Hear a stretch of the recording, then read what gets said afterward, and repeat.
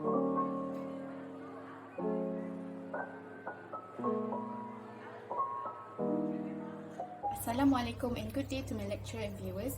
My name is Irdina Athirah, Binti Hamirul Bahrin with metric number A22A0898. This is my article review for text 3 regarding the fear of missing out. The short term is FOMO. What I think most fit to be the title is the rising phenomenon of FOMO. The reason I chose this text is because no matter our age, almost everyone can relate to this feeling. Some way or another, all of us, even myself, have felt or related to the fear of missing out. First and foremost, its main idea discusses FOMO as a rising phenomenon widely associated but not limited to teenagers and young adults. It is a feeling of unease at being left out or not being in the know on things that could benefit oneself. The article's intended audience are not limited to teenagers and young adults who are the main users of social media, but people of all ages. What's the purpose of the article, you wonder? Well, it's to give an overview, history and studies of FOMO, as well as how much it has exacerbated as social media continues to grow over the years. Let's have a look at the key parts. The author presses on the matter of growth of social media, which have exacerbated the phenomenon of FOMO. Now, take a look at how the key parts interrelate with each other and the main idea.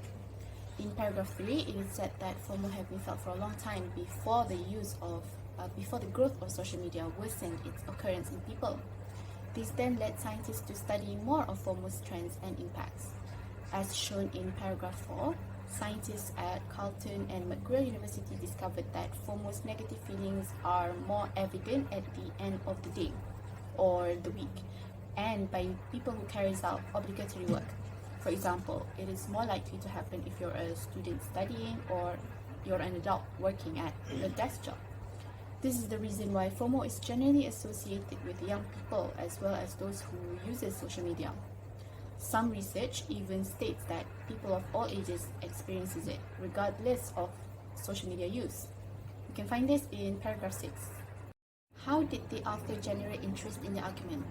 From the first paragraph, author piques our interest with starting line of "we've all felt it." This captures our attention and makes us double think.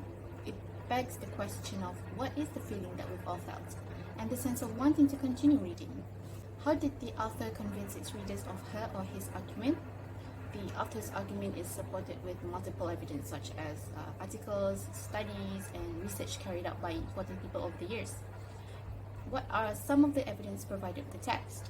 We can have a look in paragraph 4 by Dr. Dan Herman, who first invented the term FOMO. Patrick McGrinness, who co-edited an article about the growing trend of FOMO in paragraph 2, and scientists at Kelantan and McGill University who discovered traits like neuroticism and extroversion does not lead to greater incidence of FOMO in paragraph 4. Are the evidence convincing? In my opinion, it is. The evidence persuades us, the readers, that the feeling of missing out is valid, and it comforts us that these negative emotions are experienced by others too. Up next, author's opposing views and counters can be seen in paragraph 7, where it is said that the upside of FOMO is that it can motivate us to take action, connect with others, and get out of our comfort zone. On the other hand, the author expresses that FOMO can lead to increasing isolation and 4G, which is the fear of joining in. Lastly, author's reasoning is sound. The author's argument in this article is clearly valid and its premises are true, especially with the given evidence. In my own experience, I now realize that there is a need for the feeling that pressured me into abandoning my Instagram account a few years back.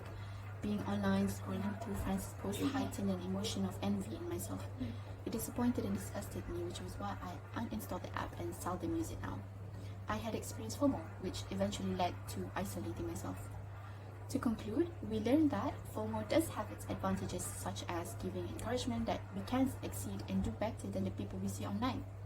FOMO can be used as a motivation rather than a hindrance in our daily life. We should turn that negative emotion into something valuable to boost our self-confidence rather than let it tear us down. I hope you find this review eye-opening and learn something new just as I did. Thank you for stopping by and have an awesome day.